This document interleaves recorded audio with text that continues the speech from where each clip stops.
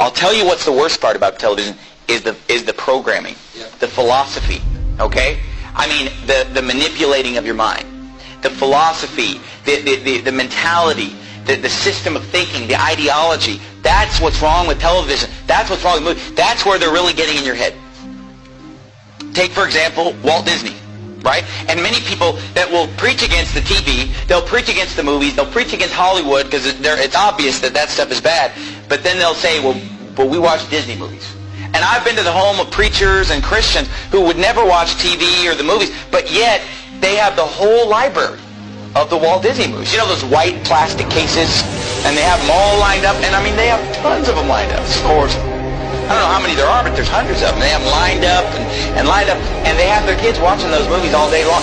I'm going to tell you, I'm going to prove to you right now that those movies are wicked. You say, what? Disney movies? Come on, you're crazy. They're rated G. Well, let's see.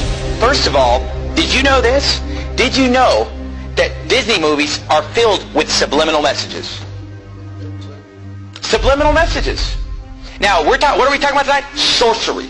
What are we talking about tonight? Getting inside your mind and messing with you. Controlling your thought process by supernatural means or demonic means. Or hey, I'm going to tell you something. Disney movies are filled with subliminal messages. And you say, oh, that's a hoax. I've seen it with my own eyes. When I was a teenager, I had a friend of mine sit me down at his house and show me the subliminal messages in the Disney movies. They're filled with subliminal messages. Let me give you some examples. The Lion King, filled with subliminal messages. Okay, all throughout the movie, there are pornographic pictures hidden in the movie. Like you'll be watching the movie, and just for a few seconds, something filthy will come on. Like off to the side, there'll be some kind of a, reproductive anatomy will pop up, over here, and then over here. There's this one point where the lion, he kind of goes like this, and a cloud of dust comes up and just spells the word sex. And the word sex is put in the Lion King movie subliminally, literally hundreds of times.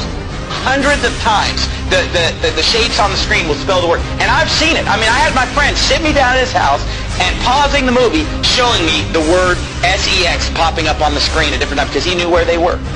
And he would show me these things. Another one, and they all are filled with it. Aladdin is another one.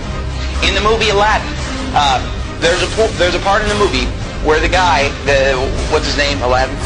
There's a point in the movie where he tells Jasmine to take all her clothes off. But you don't even know it unless you know it's there. You listen to it, and he mumbles it kind of under his breath. Leave me alone. Okay. How's our little Bo doing? Come on, good. Can you just take off the... How's our little Bo doing? Come on, good. Can you just take off the... Come on, good. Can you just take off the... Come on, good. Can you just take off the... And I mean, once you know it's there, you hear it just as clear as day. But you didn't know that it was there, you wouldn't hear it. And The Little Mermaid has a filthy picture drawn in the cover on the front of The Little Mermaid. And nobody would realize it until somebody shows you and says, look at this. And you look at it, whoa! And all throughout the movie there are scenes, I'm not even going to describe some of the scenes in The Little Mermaid, where subliminal messages are coming on the screen. The other movie, Beauty and the Beast. There, a nude woman pops up a few times in the background of Beauty and the Beast. Filled with subliminal messages. Your kids are watching it and their mind is maybe not even seeing it, but it's going into their subconscious. Words flashing on the screen over and over. sex, nudity, filth, all the smut is just coming on the screen. Oh, those movies are harmless. They're filled with subliminal messages. Who knows what your kids are being programmed? Oh, but you know what? I'm sure that it's only just the Disney movies. I'll guarantee you it's the rest of Hollywood probably doing the same thing. And these Disney movies, at first when I was a teenager and somebody showed me this, I thought it was just a couple movies, a couple scenes. But as time has gone on, I've realized that virtually every Disney movie is packed with hundreds of subliminal messages to program the minds of your children. Okay, but then forget the subliminal message. Just the message of the Disney movies is perverted. Even if you just forget the subliminal message. I mean, forget what movies did we bring up? The Little Mermaid. A half animal, half human being.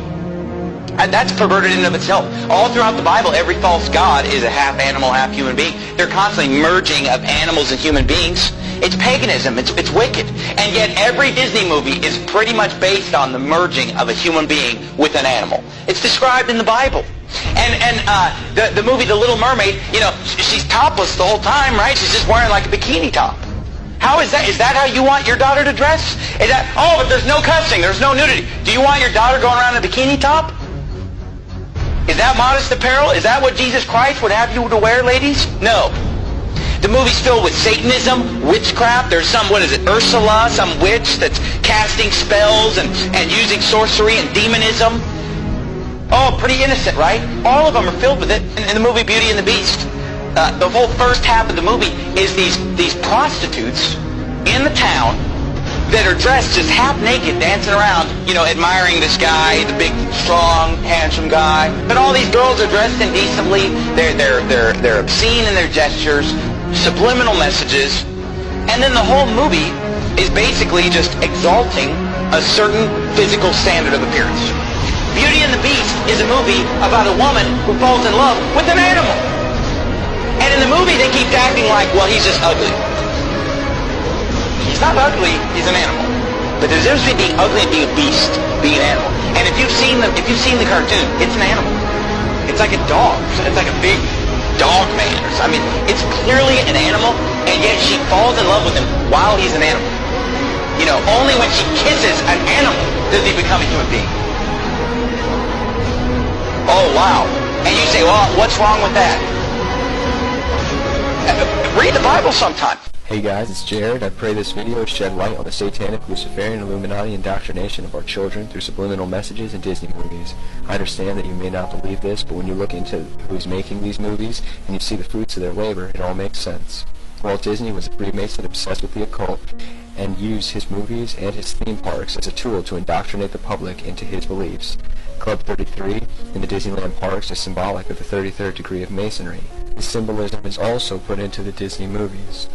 In the Dumbo movie, after getting drunk, Dumbo and the rat have lucid dreams that contain satanic, Luciferian, and Illuminati symbolism.